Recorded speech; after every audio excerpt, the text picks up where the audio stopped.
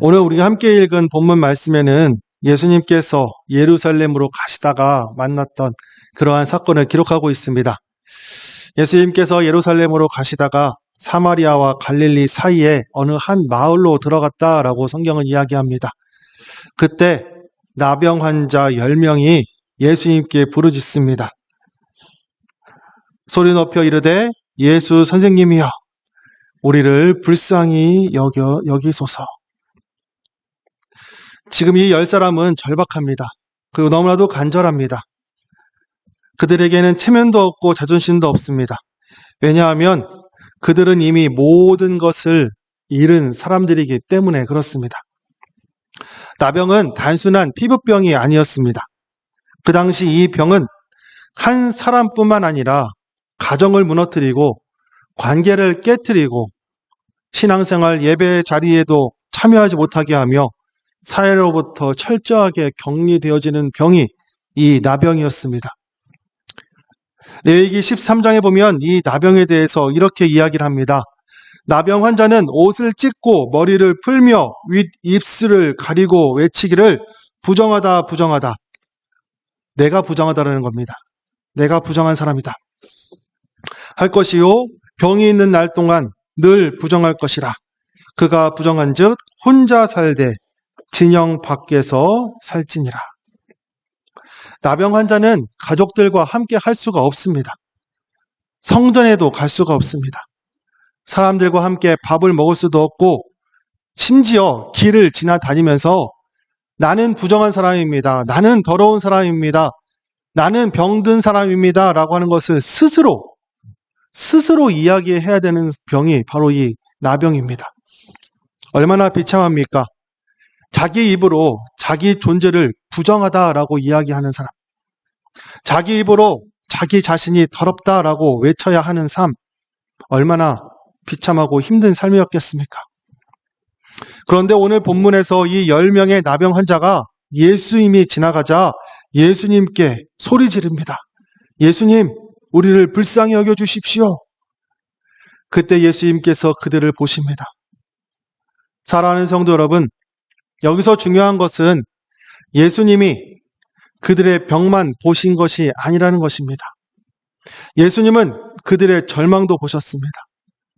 그들의 외로움도 보셨고 그들의 무너진 삶을 보셨습니다. 사람들이 외면한 그들을 예수님께서 보고 계십니다. 그래서 예수님께서 14절에 이렇게 말씀하십니다. 가서 제사장에게 너희 몸을 보여라. 놀랍게도 그들은 아직 낫지 않았습니다. 치유되지 않았습니다. 그런데 예수님은 이미 이 사람들에게 가서 대화를 거십니다. 아무도 대화를 걸지 않았던 사람들, 피했던 사람들, 말도 하지 않았던 사람들, 같이 있는 것 자체도 거부당했던 사람들에게 예수님께서 가서 말을 거셨고 그리고 그들에게 제사장에게 찾아가라. 부정하다 했던 사람들을 밀어내지 않으시고 또 그들의 병이 아직 치유되지 않았지만 제사장에게 찾아가서 그들의 몸을 보여주라 라고 하는, 즉 평범한 삶으로 돌아갈 수 있도록 그들을 만나주시고 대화하시고 그들을 인도하시는 예수님. 이 말씀을 듣고 이 사람들은 예수님 말씀대로 제사장을 찾아갔으며 14절 후반부에 그들이 가다가 깨끗함을 받았다. 순종의 길을 걸어갈 때 기적이 나타났다. 말씀을 듣고 그 길을 걸어갈 때 회복이 나타났다. 아직 눈에 보이는 변화는 없지만 말씀을 듣고 믿고 그들의 몸을 제사장 예수님께서 말씀하신 대로 순종하였을 때 몸이 깨끗해졌다. 그런데 이 말씀은, 오늘 본문은 이것이 핵심이 아니라 그 다음이 오늘 본문의 핵심입니다. 그렇게 병이 나았습니다. 병 고침을 받았습니다. 10명의 사람들이 다 깨끗함을 입고 은혜를 받았습니다. 그리고 이제 그들은 새로운 삶을 살게 되었습니다. 그런데 그 10사람 가운데 한 사람만 예수님께로 돌아옵니다. 그때 예수님께서 물으십니다. 10사람이 다 깨끗함을 받지 아니하였느냐? 그런데 9명은 어디 있느냐? 나머지 9명은 어디 있느냐? 이 질문은 단순히 9명의 위치를 묻는 질문이 아닙니다. 예수님이 몰라서 물으신 질문이 아닙니다. 이 질문은 은혜를 받았고 은혜를 받았는데 하나님께 돌아오지 않는 그들은 어디 있느냐? 즉 우리 같이 오늘 우리가 살아가고 있는 우리에게도 주시는 말씀입니다. 은혜 받은 내 아들아, 내 딸아, 지금 너희는 어디에 있느냐? 기도에 응답받은 내 아들들아, 내 딸들아, 너희는 지금 어디에 있느냐? 내가 너를 살렸는데 너는 왜 감사의 자리에 보이지 않느냐? 내가 너를 여기까지 인도하였는데 너는 왜 예배의 자리와 점점 더 멀어지고 있느냐? 오늘 우리는 이 말씀 앞에서 감사가 무엇인지에 대해서 다시 배우고자 합니다. 감사는 단순한 예절이 아닙니다. 감사는 좋은 일이 생겼을 때만 하는 반응이 아닙니다. 감사는 믿음의 본질입니다. 감사는 은혜를 받은 사람이 하나님께 돌아오는 길이며, 감사는 은혜를 은혜되게 하는 영적 반응입니다. 오늘 말씀의 제목은 감사는 은혜를 완성한다라고 하는 제목입니다. 그렇다면 어떻게 감사가 은혜를 완성시키는가? 세 가지를 오늘 살펴보고자 하는데, 그 첫 번째는 감사는 은혜를 관계로 연결시켜 줍니다. 오늘 본문을 다시 한번 보겠습니다. 15절 말씀 함께 읽어보겠습니다. 시작. 그 중에 한 사람이 자기가 낳은 것을 보고 큰 소리로 하나님께 영광을 돌리며 돌아와. 10명이 모두 고침을 받았습니다. 그런데 한 사람만 돌아왔습니다. 9명도 은혜를 받았습니다. 9명도 병이 나았습니다.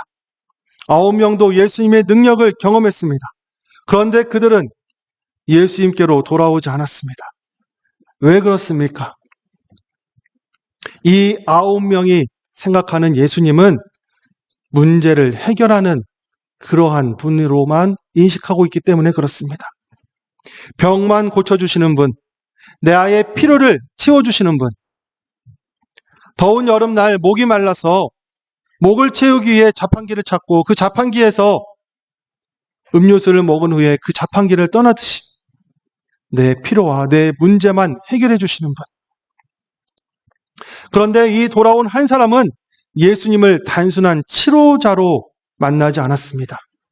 예수님을 은혜의 근원으로 만났습니다. 그는 자기 몸이 나은 것을 보고 단순하게 살았다라고 생각하며 끝나지 않았습니다.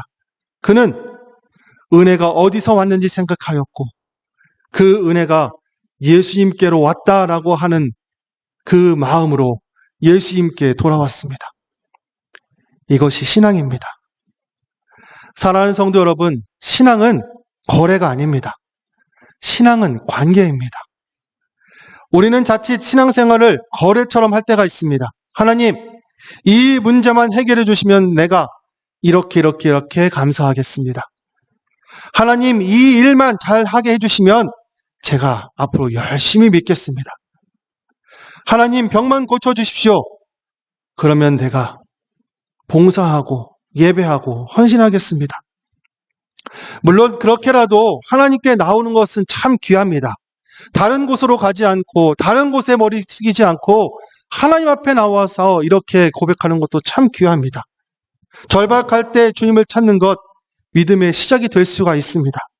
그러나 거기에서 멈춰서는 안 됩니다. 문제가 생기면 기도해야 하고, 기도를 통해 응답을 받으면 하나씩 하나님 앞에 나와야 합니다. 그리고 하나님과의 관계가 다시 한번 회복되어져야 됩니다. 사랑하는 성도 여러분, 하나님으로 주신 기도의 응답과 은혜를 통해서 우리는 다시 하나님 앞에 나아가고 예수님 앞에 나아가서 그 은혜를 주신 그분과의 관계가 회복되어지는 것, 그것이 바로 감사이며 그것이 진짜 신앙인의 모습인 줄 믿습니다. 요한일서 1장 3절에 보면 이렇게 이야기를 합니다. 함께 읽어보겠습니다. 시작. 우리가 보고 들은 바를 너희에게도 전함은 너희로 우리와 사귐이 있게 하려 함이니 우리의 사귐은 아버지와 그 아들 예수 그리스도와 더불어 누림이라. 아멘. 요한도 이야기를 합니다. 가장 중요한 것은 예수 그리스도와 더불어 함께하는 것, 그분과의 관계가 회복되어지는 것. 신앙의 핵심은 바로 예수님과의 사귐, 예수님과의 관계가 회복되는 것. 하나님 아버지는 우리와 사귀기를 원하십니다. 우리를 만나기 원하십니다. 우리와 깊은 교제를 원하십니다. 사랑하는 성도 여러분, 우리는 언제 이렇게 주님을 찾으십니까? 언제 우리가 주님과 이렇게 깊은 관계와 교제 가운데 계십니까? 아플 때만 찾으시며, 급할 때만 예수님을 찾고, 문제가 있을 때만 예배에 나오고 기도하며, 자녀의 문제, 돈의 문제가 있을 때만 주님을 찾으십니까? 주님은 우리가 필요할 때만 찾는 그러한 손님과 같은 분이 아닙니다. 주님은 우리 인생에 함께 하시는, 동행하시는 우리와 가족과 같은 분이, 우리의 아버지 되시는 분이 바로 우리 주님이신 줄 믿습니다. 이것이 우리의 신앙의 중심이 되시는 우리 모두가 되시기를 주님의 이름으로 축복합니다. 돌아온 사마리아인은 이 사실을 깨달았습니다. 그는 병고침이라고 하는 선물보다 선물을 주시는 주님을 더 소중히 여겼습니다. 몸의 회복보다 관계의 회복을 더 귀하게 여겼던 사람입니다. 그래서 그의 입술에서 감사가 나온 것입니다. 오늘 말씀은 우리에게 묻습니다. 그 9은 어디에 있느냐? 이 질문 앞에 우리는 우리의 자신을 돌아봐야 됩니다. 나는 다시 돌아와 예수님과 하나님과의 관계가 회복되어져 있는 그 한 사람인가? 아니면 이 9명 중에 한 사람인가? 주님께서 내 인생에 찾아오셔서 우리의 문제를 해결하여 주시고 우리의 갈급함을 해결하여 주실 때 거기에서 끝나는 것이 아니라 감사함으로 주님 앞에 나와 주님과의 관계가 회복되어지시는, 주님이 참된 우리의 아버지가 되시고 주인이 되시고 인도자가 되어주시는 그분을 만나시는 귀하고 복된 우리 모두가 되시기를 주님의 이름으로 축복합니다. 두 번째로, 감사는 마음이 아니라 표현할 때 완성이 됩니다. 오늘 본문 18절에 보면 예수의 발 아래 엎드려 감사하니 그는 사마리아 사람이라. 돌아온 사람은 마음만으로 감사하지 않습니다. 그는 하나님 앞에 입술로만 영광을 돌리지 않습니다. 그는 예수님 앞에 엎드려 감사하고 있습니다. 그가 할 수 있는 최선의 방법으로, 그가 할 수 있는 최고의 방법으로 예수님 앞에 나와 감사의 표현을 하고 있습니다. 우리는 종종 이렇게 생각하고 이렇게 이야기를 합니다. 하나님이 다 아실 것이다. 하나님이 내 마음을 다 아실 것이다. 마음으로 감사하면 됐지. 굳이 말로 할 필요가 있는가? 표현할 필요가 있는가? 하나님께서는 내 마음의 중심을 아시겠지. 물론 하나님은 우리의 마음을 아십니다. 우리의 중심을 아십니다. 그러나 감사는 반드시 표현해야 합니다. 우리의 감사의 마음을 하나님께 반드시 표현해야 됩니다. 왜냐하면 표현하지 않으면 감사는 쉽게 잊어지기 때문에 그렇습니다. 표현하지 않은 감사는 관계를 살리지 못합니다. 표현하지 않은 감사는 공동체를 회복시키지 못하기 때문입니다. 부부관계도 그렇습니다. 남편이 속으로만 아내에게 고맙다라고 생각한다면 100번, 1000번 그렇게 속으로만 생각한다면 아내는 그 남편에게 섭섭함만이 더해질 것입니다. 아내도 마찬가지입니다. 남편에게 수고하였다라고 고백을 하고 표현을 해야만 관계가 회복될 것입니다. 부모와 자녀 사이도 마찬가지입니다. 부모는 자녀를 평생토록 자녀를 위해 희생합니다. 그런데 자녀가 속으로만 감사하며 부모에게 표현하지 않는다면 부모의 마음은 허전함이 더해질 것입니다. 자녀들도 마찬가지입니다. 자녀에게도 마찬가지입니다. 자녀들에게 수고했다, 잘했다. 엄마는, 아빠는 너가 참 자랑스럽다, 귀하다. 이렇게 표현할 때 그 아이들의 영혼이 살게 될 것이며 그 말 한마디에 사람이 다시 회복될 줄 믿습니다. 잠언 18장 21절에 이렇게 말씀합니다. 함께 읽어보겠습니다. 잠시만. 잠언 18장 21절입니다. 읽어보겠습니다. 시작. 죽고 사는 것이 혀의 힘에 혀를 쓰기 좋아하는 자는 혀의 열매를 먹으리라. 사랑하는 성도 여러분, 여러분들은 어떤 혀의 열매를 먹고 계십니까? 혀에는 힘이 있습니다. 말에는 능력이 있습니다. 우리가 감사하다고 표현할 때 우리의 인생에 감사의 열매가 맺게 될 줄 믿습니다. 원망의 말을 하게 된다면 원망의 열매가 맺어질 것입니다. 사랑하는 성도 여러분, 우리 가정에 감사의 표현이, 감사의 말이 회복되어지시는 우리 성원교회 가족 되시기를 주님의 이름으로 축복합니다. 또한 우리 교회도 마찬가지입니다. 우리 교회도 감사의 표현이, 감사의 말이 흘러넘치는 교회가 되기를 주님의 이름으로 축복합니다. 권사님 감사합니다. 집사님 수고하셨습니다. 성가대 찬양대로 섬겨주시니 감사합니다. 식당 봉사해 주셔서 감사히 잘 먹고 잘 쉬었다 갑니다. 보이지 않는 곳에서 중보 기도해 주시니 감사합니다.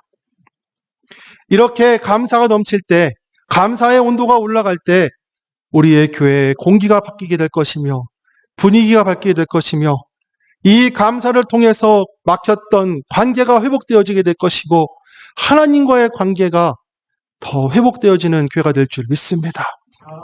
반대로 감사가 사라지면 어떻게 됩니까? 모든 것을 당연하게 여깁니다. 섬김을 당연하게 여기고 헌신을 당연하게 여기고 사랑을 당연하게 여기고 희생을 당연하게 여기게 됩니다. 당연하게 여기게 되면 감사는 사라지게 되고 감사가 사라지면 원망이 나타나게 됩니다. 대표적인 사건이 바로 이스라엘 백성들이 광야에서 무너진 그 사건이 바로 이렇게 감사가 없어질 때입니다. 하나님께서 만나를 주셨고 바위에서 물이 나게 하셨고 구름 기둥과 불 기둥으로 그들을 인도하고 보호하셨는데 이것을 감사하지 않으니 당연하게 여기기 시작하니 그들의 입에서 이와 같은 불평불만이 터져나오기 시작을 합니다. 이제는 우리의 기력이 다하여 이 만나 외에는 보이는 것이 아무것도 없도다. 하늘의 양식, 하나님께서 주신 그 만나에 감사하지 않으니 이제 그 은혜가, 그 축복이 불평의 도구가 되어지게 됩니다. 왜 그렇습니까? 감사를 잃어버렸기 때문에 그렇습니다. 감사를 잃어버리면 기적도 지루해지고 감사가 잃어버리면 은혜가 불만이 되고 감사를 잃어버리면 축복도 부담이 됩니다. 그러므로 우리는 의도적으로 감사를 표현해야 됩니다. 감사는 저절로 되지 않습니다. 훈련입니다. 선택입니다. 그리고 영적 결단입니다. 시편 103편 2절에 다윗은 이와 같이 결단합니다. 함께 읽어보겠습니다. 시작. 내 영혼아 여호와를 송축하며 그의 모든 은택을 잃지 말지어다. 다윗은 자기 영혼에게 명령합니다. 내 영혼아 내 영혼아 여호와를 송축하라. 내 영혼아 그 은택을 잊지 마라. 내 영혼아 하나님께서 여기까지 인도하여 주신 것, 하나님께서 여기까지 붙들어 주신 것, 하나님 은혜로 내가 살아오게 된 것, 그것을 잊지 말아라. 사랑하는 성도 여러분, 오늘 우리의 입술이 이와 같이 감사가 회복되어지는 저 여러분들 되시기를 주님의 이름으로 축복합니다. 하나님 감사합니다. 주님의 은혜였습니다. 여기까지 인도하신 것, 올 한 해도 여기까지 오게 하신 것, 하나님의 은혜이고 축복이고 하나님의 인도하심입니다. 그렇게 하나님께 감사를 표현할 때에, 그렇게 하나님께 감사할 때에 우리의 믿음이 성숙할 것이며 우리의 신앙이 완성이 될 줄 믿습니다. 마음으로만 감사하지 마시고 표현하십시오. 마음으로만 감사하지 마시고 표현하시고 말하시고 고백하시는, 삶에서 표현하시는 저 여러분 되시기를 주님의 이름으로 축복합니다. 마지막 세 번째는, 감사는 더 큰 은혜의 문으로 들어가는 열쇠입니다. 오늘 본문 19절 말씀 함께 읽어보겠습니다. 시작. 그에게 이르시되 일어나 가라. 내 믿음이 너를 구원하였느니라. 여기서 놀라운 반전이 일어납니다. 10명 모두가 고침을 받았습니다. 그런데 돌아온 사람은 한 사람이었고 그 사람에게 하나님 예수님께서 주신 것은 무엇입니까?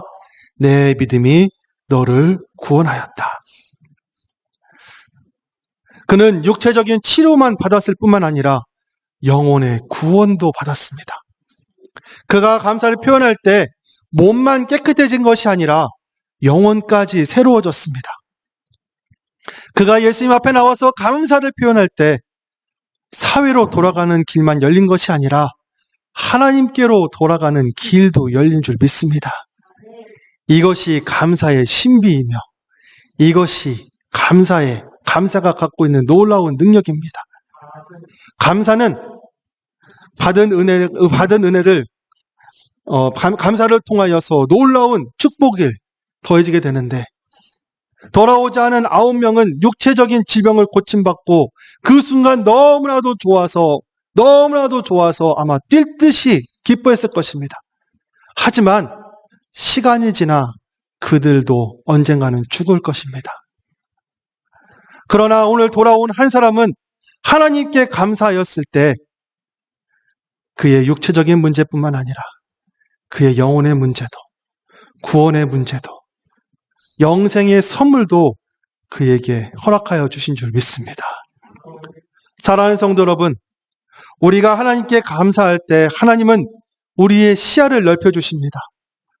처음에는 문제 해결이 전부인 줄 알았을 것입니다. 그러나 감사하다 보면 깨닫게 됩니다. 문제 해결보다 더 큰 은혜가 있구나.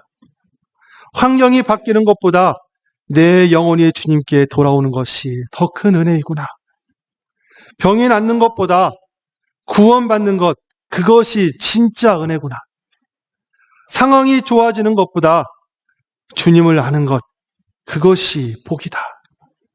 그래서 베드로 사도는 이와 같이 고백합니다. 베드로전서 1장 8절과 9절입니다. 함께 읽겠습니다. 시작. 예수를 너희가 보지 못하였으나 사랑하는도다. 이제도 보지 못하나 믿고 말할 수 있는 영광스러운 즐거움으로 기뻐하니 믿음은 결국 곧 영혼의 구원을 받음이라. 아멘. 믿음은 결국 영혼의 구원을 받는 것이다. 믿음은 결국 영혼의 구원, 영생을 받는 것이다. 우리의 신앙의 목적은 단순하게 이 땅에서 조금 더 편안하게 사는 것이 아닙니다.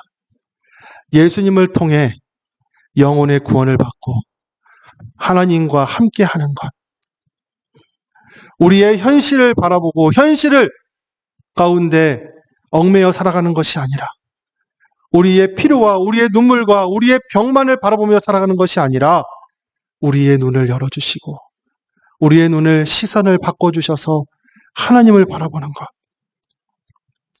지금 당장 내 앞에 문제가 변하지 않고 상황이 변하지 않고 당장의 응답이 없더라도 감사함으로 하나님 앞에 나아갈 때에 우리의 시선과 우리의 생각과 우리의 마음을 바꿔주시는 것. 그래서 하박국 선지자는 이와 같이 고백합니다. 비록 무화과 나무가 무성하지 못하며 포도나무에 열매가 없으며 감람나무에 섭출이 없으며 밭에 먹을 것이 없으며 우리의 양이 없으며 외양간에 소가 없을지라도 나는 여호와로 말미암아 즐거워하며 나의 구원의 하나님으로 말미암아 기뻐하리로다. 이것이 바로 감사입니다. 감사는 조건이 좋을 때 하는 것이 아닙니다. 감사는 환경이 완벽할 때 하는 것이 아닙니다. 감사는 내가 원하는 것이 이루어질 때 하는 것이 아닙니다. 진짜 감사는 하나님 한 분만을 바라보며 그분이 주시는 구원에 감사하는 것. 나를 버리지 않으시고 나를 포기하지 않으시고 내가 고멜처럼 멀리 떠났어도 끝까지 찾으시고 값을 치러서라도 나를 붙들어 주시는 그 하나님께 감사하는 것, 표현하는 것, 그것이 바로 감사인 줄 믿습니다.